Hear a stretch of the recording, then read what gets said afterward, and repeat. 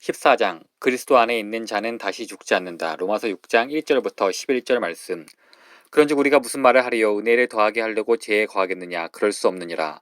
죄에 대해 죽은 우리가 어찌 그 가운데 더 살리요? 무릇 그리스도 예수와 합하여 침례를 받은 우리는 그의 죽으심과 합하여 침례를 받은 줄 알지 못하느냐? 그러므로 우리가 그의 죽으심과 합하여 침례를 받음으로 그와 함께 장사되었나니 이는 아버지의 영광으로 말미암아 그리스도를 죽은 자 가운데서 살리심과 같이 우리로 또한 새 생명 가운데서 행하게 하려 함이라. 만일 우리가 그의 죽으심과 같은 모양으로 연합한 자가 되었으면 또한 그의 부활과 같은 모양으로 연합한 자도 되리라.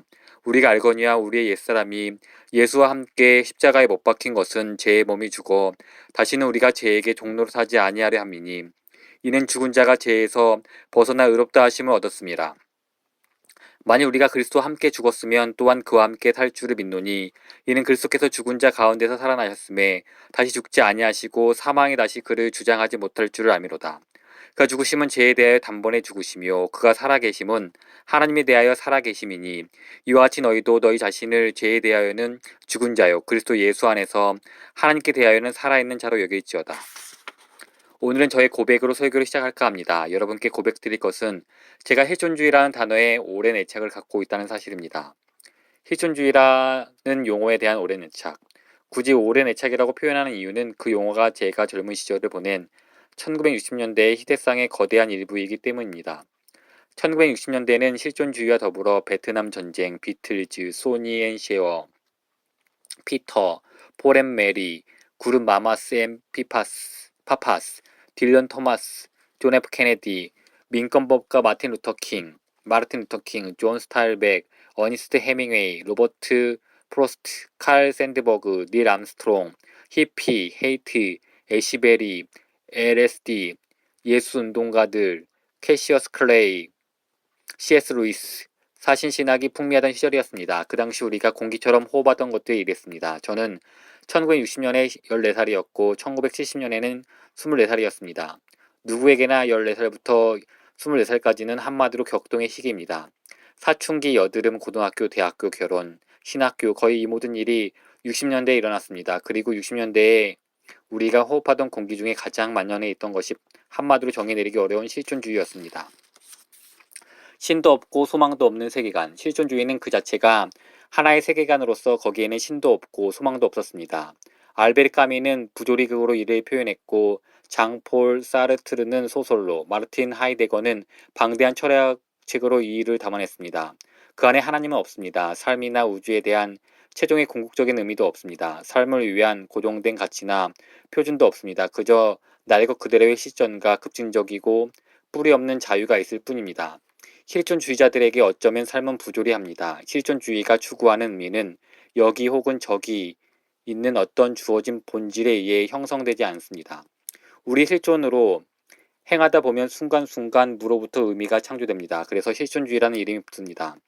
실존을 이용해 실제가 되게 하는 것만 실제입니다. 당시의 영성. 하지만 60년대의 소망 없고 텅 빈 세계관은 70년대 풍미했던 성적 탐닉이나 80년대의 자기주의는 아직 양산하지 않았습니다. 60년대에는 그래도 도덕적 비전이라는 강한 바람이 불고 있었습니다. 우리 이렇게 노래할 수 있었습니다. 친구여, 바람이 그 답을 알고 있어요. 그리고 수많은 사람이 하나님의 아들 예수 그리스도의 복음을 통해 그 답을 들었습니다. 그분은 이전에 살았던 어느 누구와도 다른 삶을 사셨고 다르게 사랑하셨습니다. 그분은 다른 사람의 죄를 지기 위해 고통과 죽음을 택하셨습니다. 그분은 이생의 허탄함을 극복할 소망을 주기 위하여 죽은 자 가운데서 살아나셨습니다. 그분은 자기 백성이 그분이 살았던 대로 살도록 돕기 위해 오늘도 자신의 영으로 그들을 채우시고 영원한 생명과 기쁨으로 이끄십니다. 어떤 사람은 이 대답을 C.S. 루이스의 책에서 찾았고 어떤 사람은 케르 케고르의 음성에서 찾았고 어떤 사람은 디트리히 본 회퍼, 어떤 사람은 마르틴 루터 킹, 어떤 사람은 샌프란시스코의 아프가니스탄 카불 사이 어디쯤에서 구슬 양식을 매단 긴 머리에 샌들을 신고 성경을 손에 쥔 어느 이름 모를 젊은이로부터 찾았습니다. 그리고 이 메시전들이 갖는 하나의 공통점은 실존주의 영성이었습니다. 소망 없는 세계관으로서의 실존주의가 아니라 급진적이고 열정적인 실존을 추구하는 정신입니다. 이 정신의 열정과 위엄과 헌신이 없는 삶은 그것이 아무리 객관적이고 실체적이어도 그것이 아무리 증명할 수 있고 확실하고 질서 정연해도 가짜라고 생각합니다. 열정이 있고 위험을 감수하며 자신의 인생을 던지지 않는다면 그런 사람은 가짜입니다. 키에르케고르, 본헤포, 루이스. 키에르케고르는 덴마크 교회의 생명력 없는 신앙 간행을 거부하는데 자신의 모든 실존을 쏟아부었습니다. 덴마크 교회가 말하는 신앙은 교리에 대해 그저 예, 예 대답하고 침례와 견증성사, 의례들에 참여하면 그만이었습니다. 키에르케고르가 쓴 마음의 순결은 한 가지만 바라는 것이다 라는 책을 읽었던 기억이 나는데 마치 구름 한 점 없는 높은 산꼭대기에 있는 그런 기분이었습니다. 체드 월시는 그것을 충격여봄이라고 불렀습니다. 본헤포는 히틀러가 통치하던 제3지국과 타협하지 않고 독일 고백교회를 이끌면서 자신의 목숨을 바쳤습니다. 그래서 그의 책 옥중서관과 제자도의 대가를 읽을 때면 다른 책에서는 느낄 수 없는 실존적인 열정이 느껴집니다. C.S. 루이스는 케임브리지 대학에서 문학을 가르치며 문학의 목소리로 세계를 떠들썩하게 하는 영웅담이나 비극을 만드는 것보다 한 영혼의 구원이 더 소중하다는 말을 했는데 여기서 실존주의 냄새를 맡을 수 있습니다. 이 경험에서 생겨난 생처의 심. 저는 소년 시절부터 성령이 되기까지 이런 실존주의 분위기에서 자랐습니다.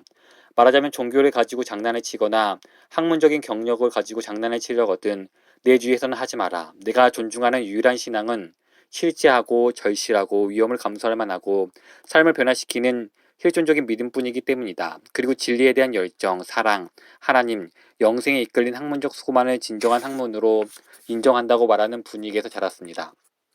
제가 앞에서 고백이라고 말한 것은 이런 의미에서입니다. 이런 실존주의의 분위기에서 성장할 때 일정 부분 제약된 면면들을 갖게 된다는 것을 저도 인식하고 있기 때문입니다.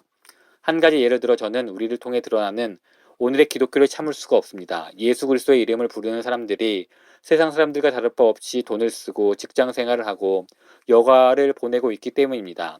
그렇다 해도 참지 못하는 것은 미덕이 아닙니다. 가짜와 위선에 대해 분노하다 보면 약한 자들을 체휼하지 못하고 가정 중에 있는 사람들을 참지 못할 때가 많습니다. 제게 이런 약점이 있음을 숨기지 않겠습니다. 다만 저도 노력할 테니 여러분도 저를 위해 기도해 주십시오. 60년대를 지나왔기에 상처도 있고 심도 있습니다.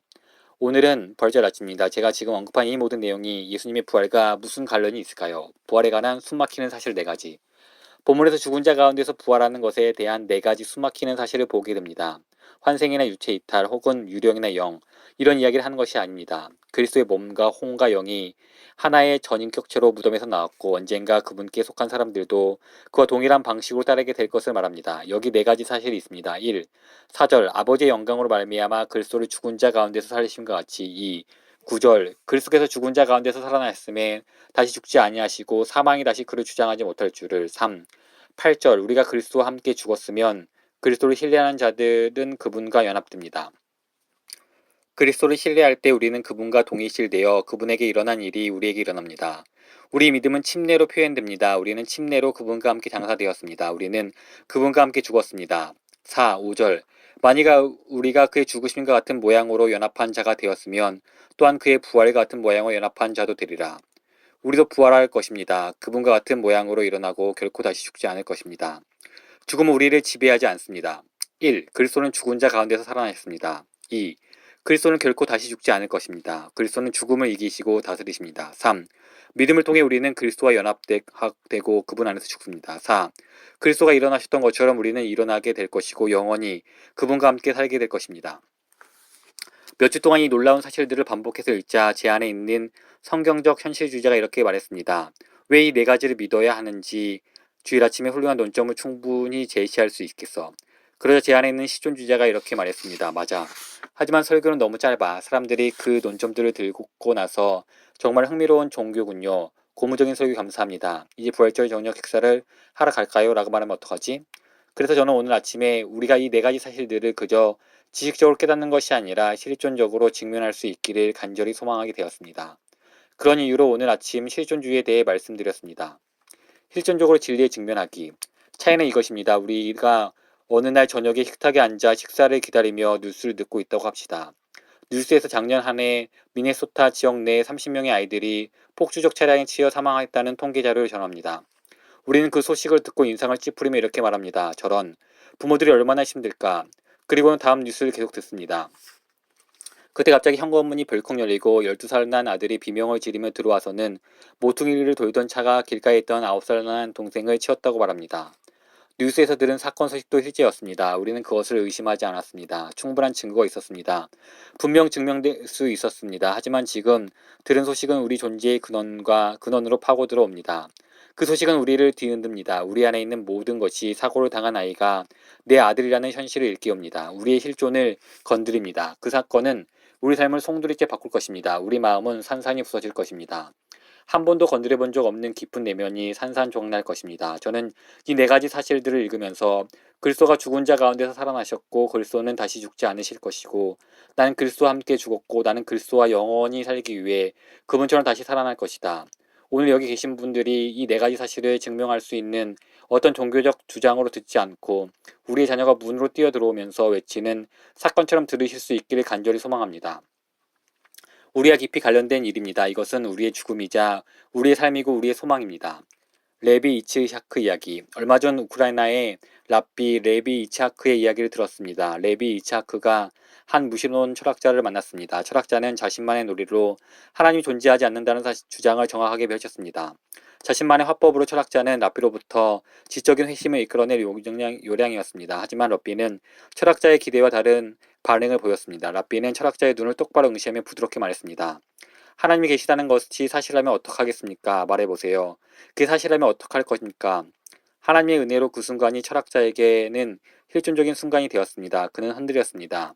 이치야 하크의 말은 그가 이전에 들었던 그 어떤 주장들보다 더 그를 괴롭혔습니다. 그는 처음으로 자신이 살아계신 하나님 앞에서 얼마나 취약하고 의존적인 존재인지를 깨달았습니다.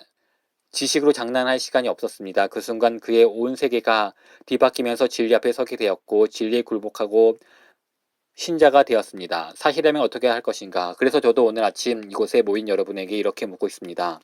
예수 그리스도가 죽은 자 가운데서 살아나셨고 그분은 다시 죽지 않을 것이고 죽음이 그분을 지배하지 못하며 그분은 온 우주의 주인이시고 믿음으로 우리는 그분의 죽음 안에서 그분과 연합되었고 그분과 함께 부활하여 영원히 살 것이라는 내용이 사실이라면 어떻게 하겠습니까?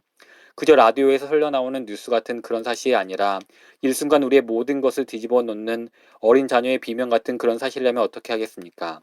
성경으로부터 시작해 보겠습니다. 그것이 사실이라면 죽음의 권세가 깨어지고 우리를 얽매던 속박의 근원, 즉 죽음에 대한 두려움도 해소되며 우리는 자유로워집니다. 성공하기 위해 최고가 될 필요가 없습니다. 문제로부터 달아날 필요가 없고 많이 가진 자가 이길 거라는 두려움 속에 살아갈 필요도 없습니다. 의를 위해 박해받는 것을 기뻐할 수 있습니다. 왜냐하면 하늘에서 우리의 상급이 클 것이기 때문입니다. 하나님 나라를 위해 감수한 모든 손실은 천배로 되돌려 받을 것입니다. 진리와 사랑을 위한 것에는 궁극적인 위험이 없습니다. 어떤 것도 우리를 이길 수 없으니까요. 몸이 후패하는 것은 영광의 전조입니다. 우리는 더러움 없이 철저하게 온전해질 것이고 정욕, 탐심, 시기심, 두려움, 열등, 나약함, 고통스러운 기억, 온몸을 마비시키는 수치심과 더 이상 싸우지 않게 됩니다. 우는 것이나 곡하는 것이나 눈물이나 고통이 없을 것입니다.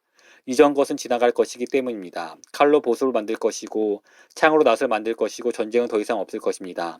모든 불의가 고쳐질 것이고 모든 악이 보응을 받을 것이고 모든 잘못이 바로잡힐 것입니다. 그리스도 안에 있는 사람들은 그분과 함께 다시 살아나서 두 번 다시 죽지 않을 것이고 하나님은 우리 하나님이 되고 우리는 그분의 백성이 될 것입니다. 그리고 주의 영광이 영원히 우리 빛과 기쁨이 될 것입니다.